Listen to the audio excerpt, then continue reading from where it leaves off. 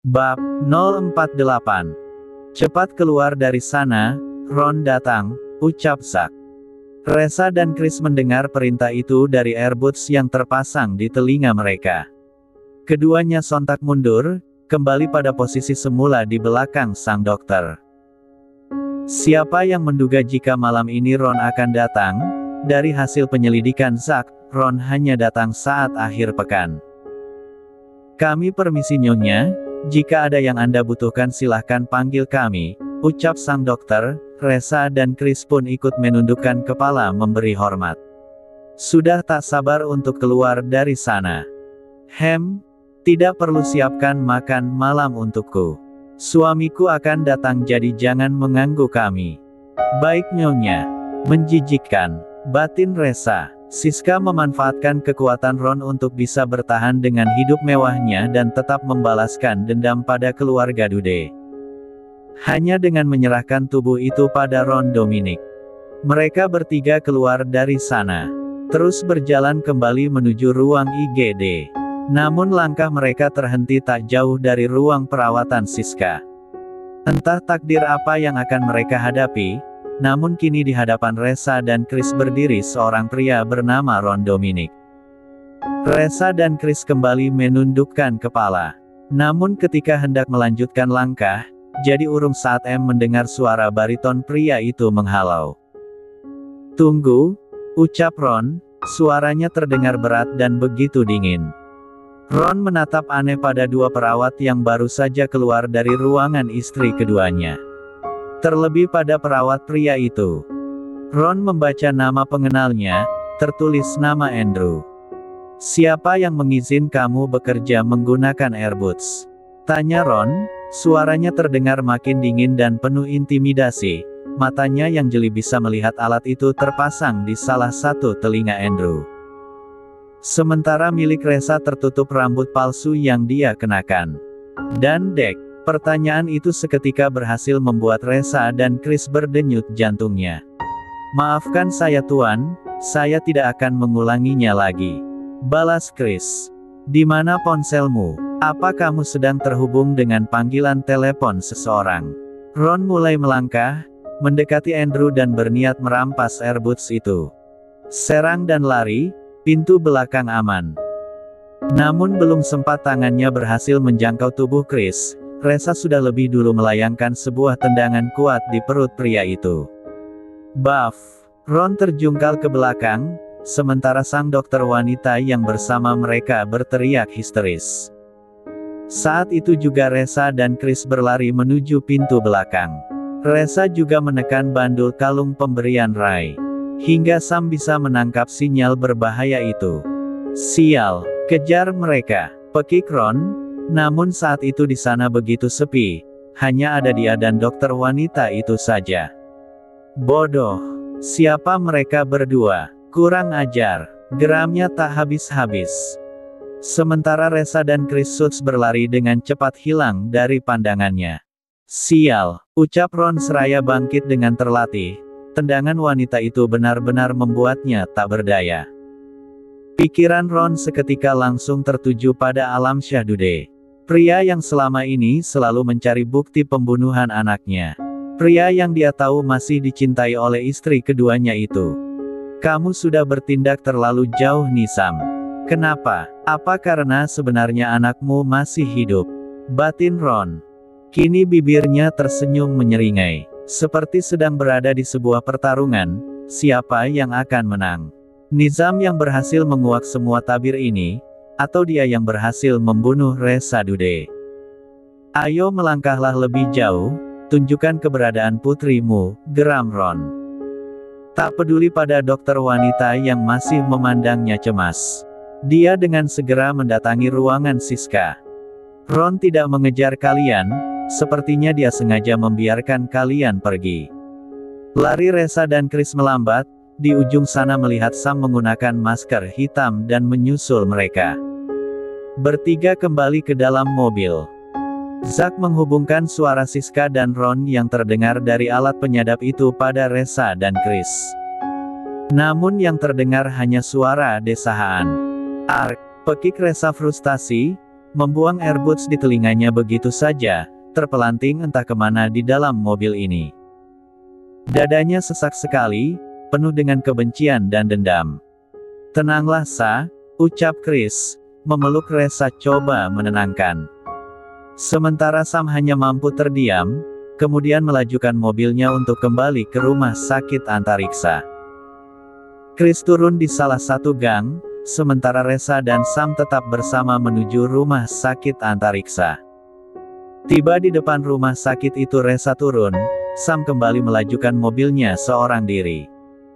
Dengan tatapan kosongnya, Reza terus melangkah.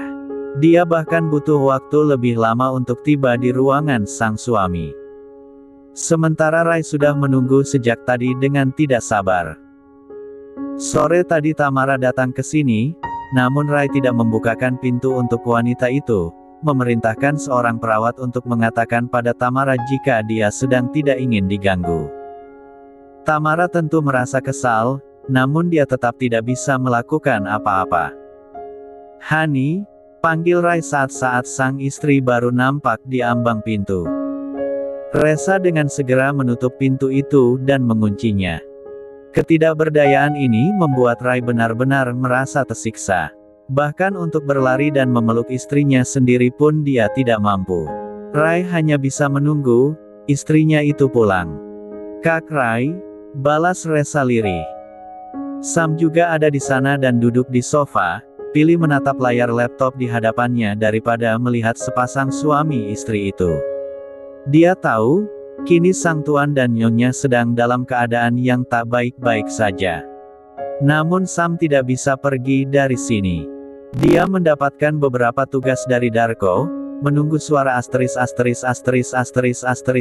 Siska dan Ron berakhir dan berganti jadi pembicaraan yang mereka butuhkan. Reza segera merunduk dan memeluk sang suami erat, mencari ketenangan dari aroma tubuh sang suami. "Semuanya akan baik-baik saja," bisik Rai, bicara pelan karena kini telinga sang istri berada tak jauh darinya. "Aku benci sekali Kak, aku sudah tidak sabar melihat penderitaan mereka." Reza menangis, kebencian yang begitu besar ini membuat dadanya sesak, membuatnya menangis tak bisa ditahan. "Tenanglah Hani, sebelum Ben ditemukan kita jangan gegabah. Bisa saja Ben berada dekat dengan kita, sama seperti Tamara yang ternyata musuh di dekatku." Reza mengangguk, membenarkan pula ucapan sang suami. Kali ini dia tidak boleh kalah, kali ini dia tidak akan melepaskan semua keluarga Thompson. Jam 8 malam. Reza telah membersihkan tubuhnya dan kini sedang menyantap makan malam dengan sang suami. Sam juga ikut, namun telinganya terpasang headset yang tersambung ke laptop, apalagi jika bukan mendengarkan suara Siska dan Ron. "Apa kamu sadar Siska, bukan Jill San Andrew yang datang ke ruanganmu tadi?" Mendengar pembicaraan itu, Sam dengan cepat mencabut kabel headset dan membuat suara Ron pun terdengar oleh Rai dan Reza. Ketiganya sontak menghentikan semua pergerakan, bahkan mulut yang penuh desengan makanan pun seketika berhenti mengunyah. Alat penyadap itu bekerja dengan baik, sepertinya Ron dan Siska tidak menyadarinya. Lagi pula bagaimana bisa tahu, jika dilihat pun alat itu tidak bisa. "Apa maksudmu sayang? Jelas-jelas tadi adalah Jill dan Andrew, juga Dr. Gemi. Bukan? Mereka orang lain, kurasa mereka adalah anak buah Nizam." Siska terdiam, mendengar nama pria itu selalu mampu membuat hatinya berdenyut nyeri. "Kurasa dugaan kita selama ini memang benar Siska, putri keluarga itu masih hidup," ucap Ron lagi. "Kalau begitu aku harus mengatakannya pada Dedi, biar Dedi yang bergerak untuk mengawasi lebih dekat. Siska, jangan lupakan perjanjian kita jika ini semua telah berakhir." "Tidak Ron, selamanya aku akan jadi budakmu, asalkan semua dendamku terbalas pada keluarga itu. Tentu saja, uangku lebih dari cukup untuk bisa kamu pakai sayang." Reza, Rai dan Sam mendengar semua pembicaraan itu. Dan Reza adalah yang paling kuat mengepalkan kedua tangannya. Sekitar jam 9, setelah kepergian Ron, Siska mematikan lampu kamarnya. Dia masuk ke dalam kamar mandi dan mengunci pintunya rapat. Dari dalam kamar mandi itu ada sebuah pintu rahasia yang membuatnya terhubung dengan tempat lain, sebuah taman kecil menyambut kedatangannya. Sebuah tempat layaknya villa yang Siska gunakan untuk tempat tinggal. 5 tahun terakhir Siska baru tinggal di tempat ini, setelah bertahun-tahun menjadi budak nafsu Ron Dominic. Pembangun tempat tinggal rahasianya ini membutuhkan proses yang cukup lama. Bahkan ruangan tersembunyi ini pun terhubung pula dengan ruangan milik Ron. Di akhir pekan mereka sering menghabiskan waktu bersama di tempat ini, menuntaskan hasrat dengan sejuta fantasi. Siska adalah seseorang yang bisa memberikan kepuasan itu bagi Ron. Karena itulah Ron pun bersedia memberikan semuanya untuk sang wanita. Apalagi hanya berupa uang untuk membalaskan dendam pada orang-orang di masa lalu Siska. Tiba di kamarnya dengan ranjang king size dan sangat empuk, Siska dengan segera menghubungi sang ayah. Tak butuh waktu lama panggilan itu pun mendapatkan jawaban. "Halo sayang," sapa Ben di ujung sana. Suaranya terdengar berat dan cukup tegas. Pria itu meneguk anggur merah di tangannya. Menatap indahnya pemandangan kota pada malam hari. Ben berdiri di dekat dinding kaca di kamar hotel tempatnya menginap malam ini. Dia telah hidup menjadi orang lain dan mengambil identitasnya. Nama Ben saat ini adalah Tony Abbas. Semua itu jadi halus dan tak terbaca oleh semua orang berkat Ron Dominic. "Dad, Nizam kembali menyelidiki aku. Dia sampai mengirimkan 2 orang untuk datang ke sini," terang Siska dengan antusias. Dia pun tak sabar ingin segera membuat keluarga Dude merasa hancur, terutama Melia. Maka kematian Reza adalah pembalasan setimpal untuk semua penderitaan yang dialami oleh Siska dan Ben selama ini. Kehilangan jabatan, harga diri dan kekayaan. Dan mendengar itu, Ben tak langsung menjawab, hanya bertambah heran kenapa Nizam jadi tambah berani mengambil tindakan. Padahal beberapa tahun terakhir, semuanya terasa tak ada pergerakan. Nizam mulai kembali bergerak sejak Rai masuk ke rumah sakit antariksa. "Apa Tamara ada melaporkan sesuatu padamu tentang Rai?" tanya Ben. Saat ini Rai dekat dengan seorang perawat bernama Lisa. Tapi anehnya perawat itu berwajah cupu, bukan seperti selera Rai selama ini. "Cupu?" "Iya Dad, tapi semenjak dekat dengan wanita itu Rai tak pernah lagi meminta Tamara datang." Ben dan Siska sama-sama diam, sama-sama memikirkan satu hal. Mungkinkah Lisa adalah Reza yang selama ini disembunyikan oleh Nizam dan Melia? Sampai membuat Rai tak mampu berpaling lagi pada wanita cantik yang lain. "Dad, apakah Dedi memikirkan hal yang sama denganku?" tanya Siska. Kini kedua matanya melebar, jantungnya bergemuruh seolah baru saja mendapatkan jackpot. Di ujung sana Ben pun tersenyum menyeringai, sangat mengerti apa yang dipikirkan oleh sang anak. Mereka berdua mencocokkan satu sama lain, tentang pergerakan Nizam, tentang Rai dan perawat Lisa. Bahkan tentang perawat berkacamata itu pun selama ini sudah diketahui oleh Ben. Semua pekerja di rumah sakit antariksa terpantau jelas olehnya.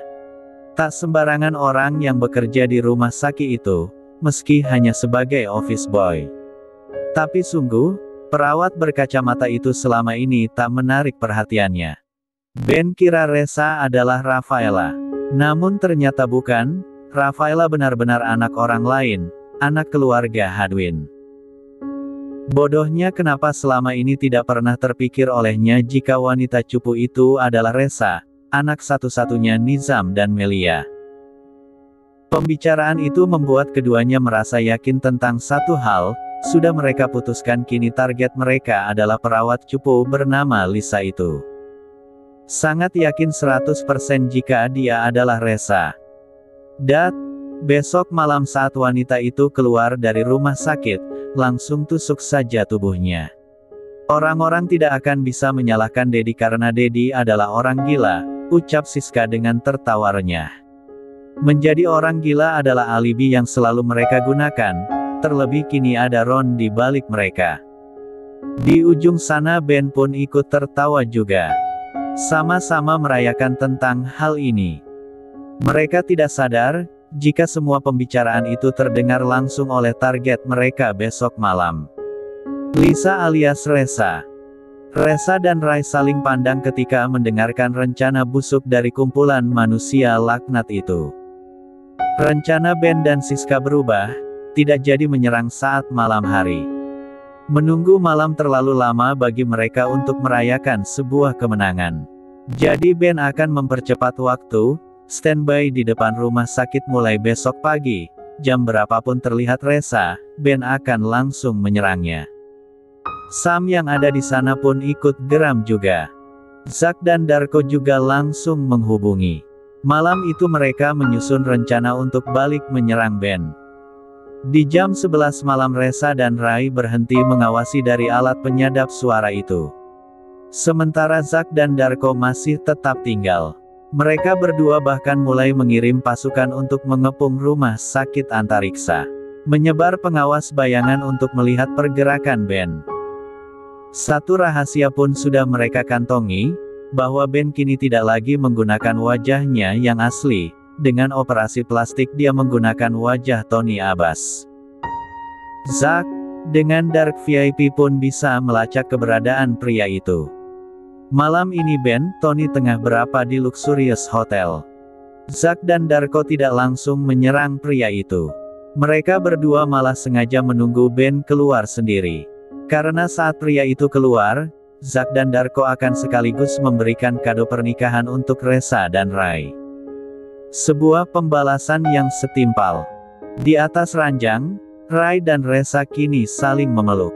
Tanpa ada pembicaraan apapun, tiba-tiba Rai meneteskan air matanya. "Kak, kenapa menangis?" tanya Resa. Buru-buru dia menghapus air mata itu. "Sekarang aku tahu apa yang dirasakan oleh Momi Melia. Daripada melihatku dalam bahaya, aku lebih memilih untuk mengurungmu di sini," terang Rai dengan suaranya yang lirih. "Sekarang aku tidak sendiri Kak, ada Darko dan Zack, puluhan anak buah mereka, Sam, Chris, dan aku bukan lagi anak kecil yang tidak tahu apa-apa," balas Resa. Menjelaskan secara rinci agar sang suami tak merasa khawatir. Besok bukanlah akhir dari hidupnya, melainkan akhir dari semua permainan keluarga Thompson.